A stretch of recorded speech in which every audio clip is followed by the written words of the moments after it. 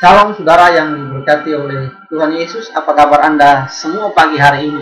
Saya percaya bahwa hari Minggu ini semua Anda diberkati oleh Tuhan Yesus.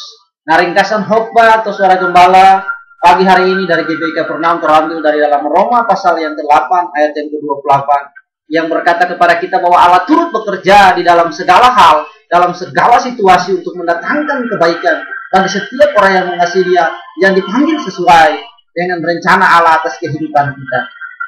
Untuk memahami kehendak Allah, untuk memahami ayat ini tidak begitu gampang, tidak begitu mudah bagi saudara dan saya.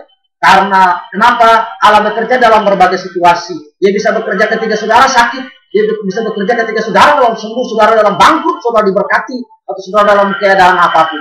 Nah, untuk memahami Roma 8 ayat 28 ini, ada 3 hal yang perlu kita ketahui. Kita memahami dari cara dan sudut pandang Allah. Yang pertama adalah Allah mau supaya kita memahami Roma pasal 8:28 dan dari dalam Filipi 4 ayat 4 dan seterusnya yang berkata bersukacitalah senantiasa dalam Tuhan. Kata bersukacita artinya Tuhan mau supaya kita senantiasa mengenai ucapan syukur. Ekspresi orang bersukacita adalah dia mengenai ucapan syukur kepada Allah. Dan bersukacita adalah salah satu ekspresi daripada memuliakan Tuhan. Amsal berkata hati yang gembira adalah obat, tapi semangat yang patah itu mengeringkan tulang. Jadi Tuhan mau kita bersukacita senantiasa. Dan ayat berikutnya berkata bahwa kalau saudara khawatir tentang apapun juga, kita manusia boleh khawatir. Tapi jangan sampai khawatir itu membunuh iman kita kepada Tuhan. Karena itu, kalau saudara khawatir, saudara perlu membawa dalam doa permohonan dan ucapan syukur kepada Allah. Karena khawatir artinya merinau, mengurangi kekuatan hari ini dan mengambil porsi hari depan.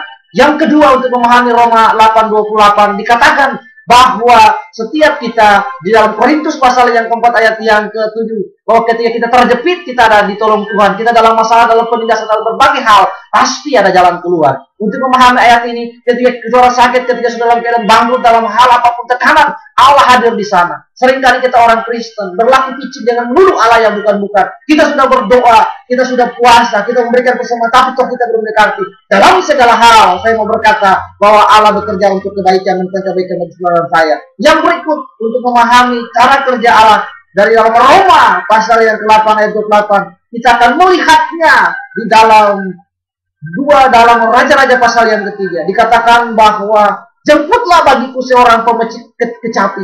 Dikatakan bahwa ketika Elisa menjadi marah, maka dia berkata, jemputlah bagiku seorang kecapi. Ketika saudara ada dalam tekanan, saudara dalam persoalan, masuklah dalam dimensi roh. Ketika saudara masuk dalam dimensi roh, maka Allah akan bekerja. Allah akan menyatakan strategi, Allah akan memberikan solusi, Allah akan memberikan jawaban. Saatnya penyembah-penyembah yang benar, menyembah Bapa dalam roh dan kebenaran. Untuk itu, mari kita terus untuk masuk dalam dimensi roh. Di dalam nama Yesus, biarlah power statement, ringkasan khotbah hari Minggu ini menjadi berkat buat kita semua. Mari Kapernaum terus cari gara-gara dengan Tuhan. Haleluya.